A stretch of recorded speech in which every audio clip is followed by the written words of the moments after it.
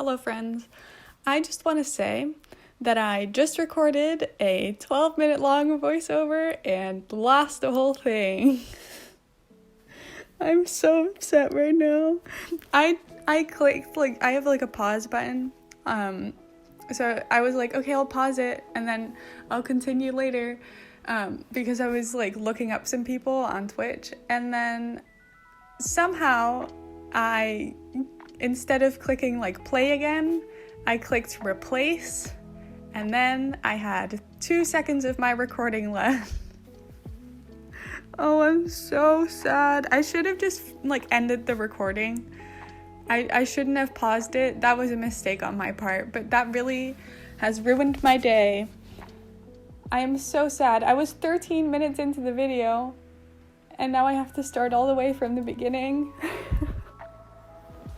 Oh, this hurts my feelings.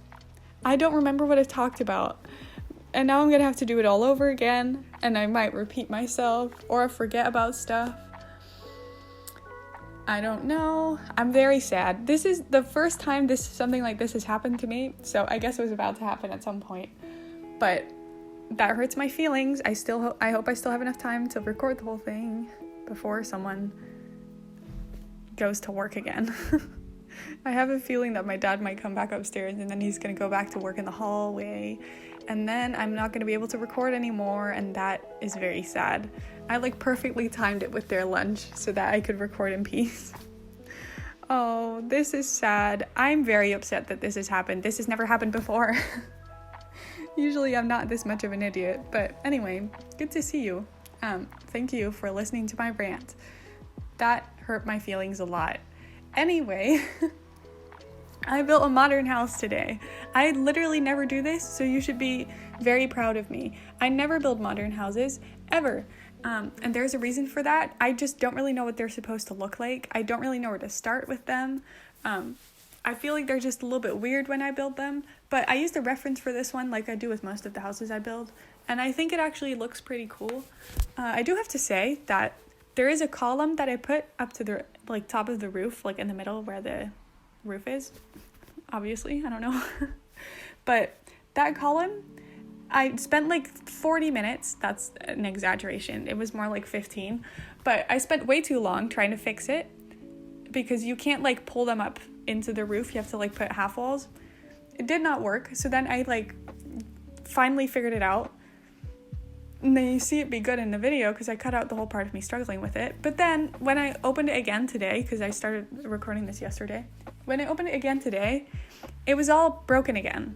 So I did not have the energy to touch it again. So it does end up broken. It's fixed in the back, because in the back I could cover the half wall with a solar panel, but I couldn't do that in the front because it would look weird. So now we have an ugly column in the front of the house. And I am a little bit sad about it, I'm not gonna lie. So I hope you can live with that. There's too many things going wrong today, but it's fine.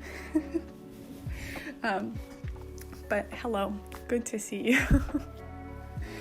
Oh my god. Anyway, I just want to say, this house, I had a whole vision in my head when I was building this. Okay, so this house is very modern, very fancy. So I was the people that live here, they're definitely cool people. They seem like cool people. So in my head, the couple that lives here don't have any kids of their own.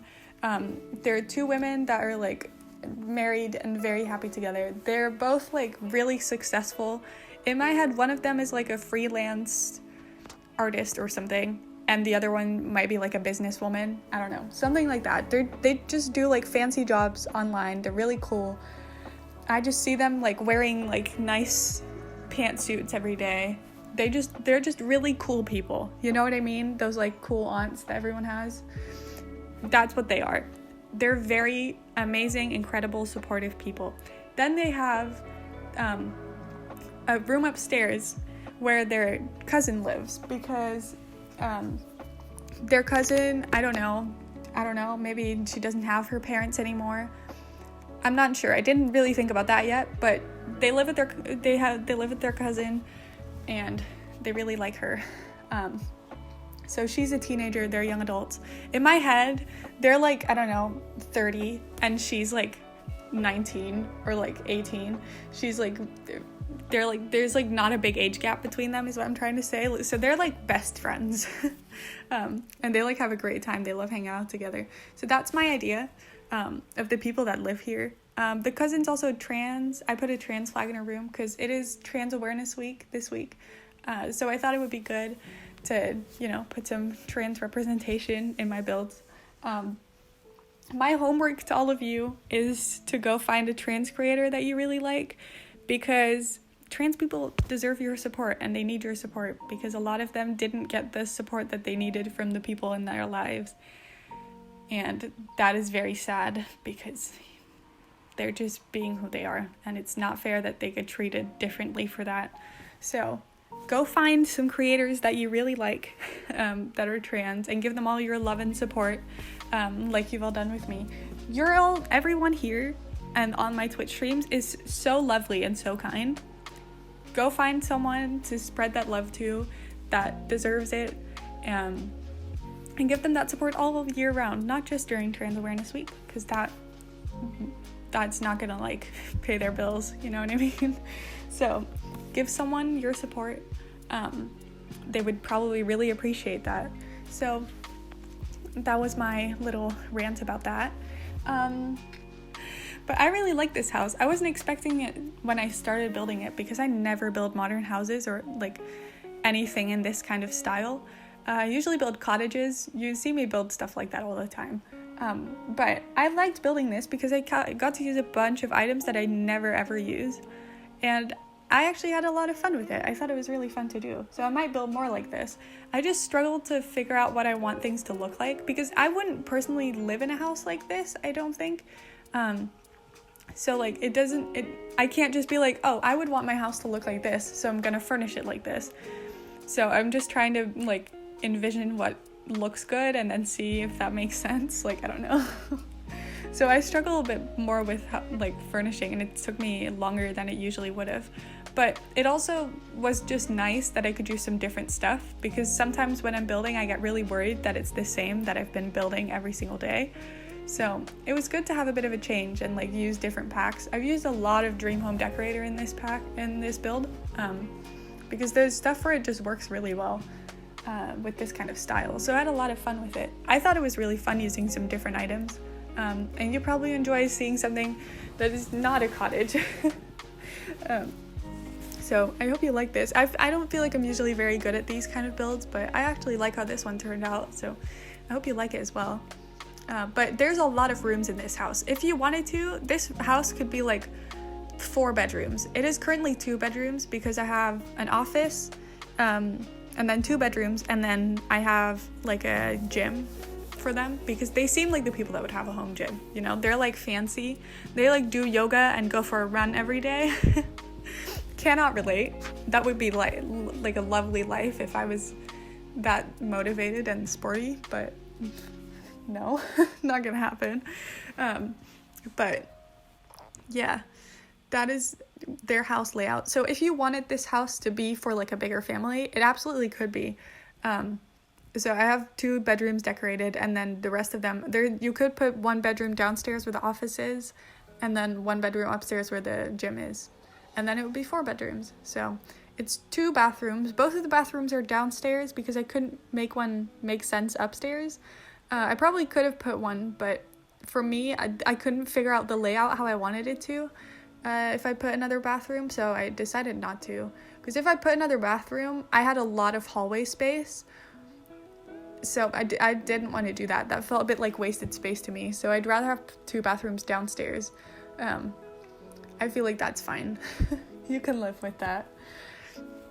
But I really, really like the girl's room. I think it's so pretty. I like the decorations. I like that she has like a piano and she has a guitar. I like the decorations. I like everything. She has like the beautiful paintings that come with Eco Lifestyle. I really like them. So I'm really proud of that room. I hope you like it as well. I think I did a pretty good job like decorating this house. I feel like some of the clutter spaces that I made like in like certain corners, I really like how they look. Some of them look really like normal, like how I put them in every single build, but I like how it looks. I like this house. I think it's fun. So I hope you like it as well. But yeah, that is my little rant about the build. I don't usually talk about the build this much, but I feel like I've already told so many of my, I already went over all my stories, and now I feel like I don't really want to tell them again. So I'll still tell them though, don't worry. I told you about a book I was reading a while ago. It's called One Last Stop. It's by Casey McWhiston. I don't know how you pronounce that last name, but it's such a good book. I finished reading it Wednesday, I think so. But it is absolutely incredible. I love it so much. I was reading it, the whole book, right, okay, I'll tell you what the book's about. It's really, really good. So this book is about a girl, her name is August, and she moves to New York.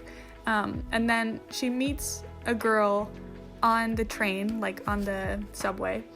And they fall in love because, lesbian book. But the girl, her name is Jane, but she's stuck on the train. She's from the 1970s, and she got stuck in time, frozen in time, basically. So she's been 24 or something. I don't really know how old she is. I think she's 24, but she's been that age for many, many years now, since 1970, and it takes place in probably 2020 by the language it's using. I think this book was published very recently, but it's really, really good. This is my favorite book I've ever read. If you are a woman who loves other women, you're gonna love this book. It is genuinely the most amazing book I've ever read. I wish I could read it again, for the first time, because that is just the best experience when you read a book for the first time and it's amazing. If you prefer watching shows, when you watch a show for the first time and you're like, oh my god, everything's so good. But the way the book's written is incredible. The writing style of it, it's so good. All the characters are so amazing. They have everyone has a personality, and that doesn't always happen. Usually it's just main characters have a personality. Now every single person has a story. I really, really, really like this book. It's incredible. I cried on the train on Wednesday because I almost finished the book, and then I got home and I finished the whole thing. But I usually only read on the train when I'm going to school, and that's what I did. So I was crying on the train about it. But it's really, really, really good. So I think you'll like it. It's really good. My second favorite book now, but this used to be my favorite book, is The 7 Husbands of Evelyn Hugo. This is a book that I really recommend to you if you are a woman who likes other women, but you're not out to your parents, but you live with them and you want to order a nice book. This book, the cover, the title, and the back, none of them say anything about it being an LGBT book. Nothing about that says anything. But the book is genuinely, it is so good. It's so gay. It's beautiful. I loved it so much. It's also written so well. I had to read that book for school once, and that is the best thing I've ever done. That book was it's incredible. I love books that are written in a way where you're these people could 100% exist in real life. And The 7 Husbands of Evelyn Hugo is about Evelyn Hugo, obviously, who is a famous actress. So it's written in a way where you're does she actually exist? When I finished reading it, I was Googling, is she real?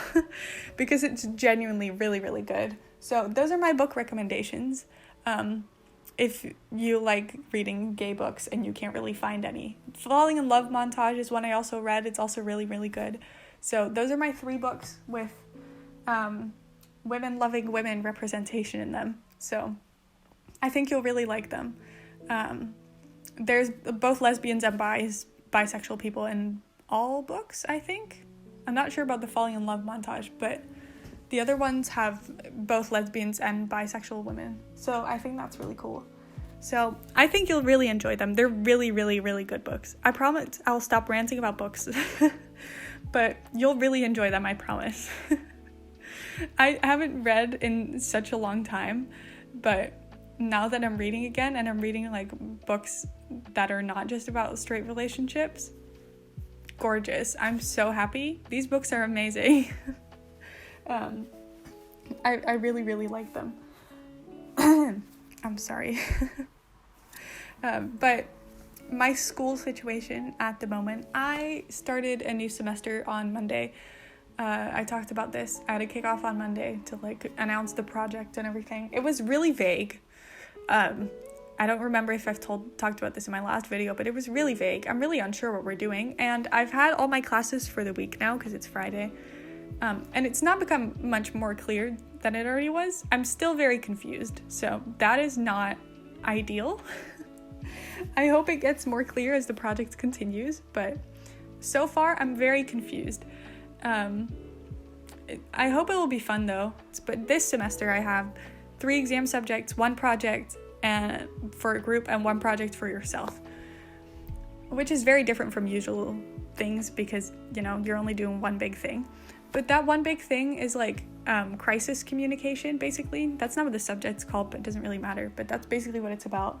So it's just like press conferences, interviews. What do you say when a big problem happens at your company and they ask you questions about it? How do you get yourself out of that situation? How do you like not make your company fail after something bad happens? So that's what we're doing. It's kind of fun, but also I'm really bad at, you know, interviews and press conferences because first of all, I've never done them before, but I'm not very good at getting my words out in stressful situations. So I don't really know about this one. Wish me luck because I think I'll need it. But I don't know. Let's hope I have a good time. I would really appreciate if it went well. I guess we'll see. I'm not sure. I've had 2 classes from this subject so far, and I think there's 16 in total. So wish me luck. We haven't done much yet. It was just mostly explaining stuff so far, but scary. I also still need to get an internship. I keep forgetting about this. I was talking about this on stream yesterday, but I have a really big problem right now where my brain forgets everything. I feel like I'm doing so many things at once that my brain cannot keep up with the things I'm supposed to be doing because I don't write them down anywhere. Like I've stopped writing to-do lists, which is not very smart. Because I had a part where I had like a phase where I wrote a to-do list every single morning and then made sure it was done by the end of the day, or at least to some extent done by the end of the day. But I've stopped doing that because, I don't know, I got lazy, probably. Yeah, I forget everything. I forgot that I had to record a video, but I'm doing it now on the day of. But I forgot that was the thing that needed to happen. I just keep, like, everything just keeps snapping out of my brain the second that it enters it, which is really bad. So I probably do need more sleep. I guess we'll blame that for it. But thank you for hanging out with me. I really appreciate it. Sorry for all the rants today. Goodbye.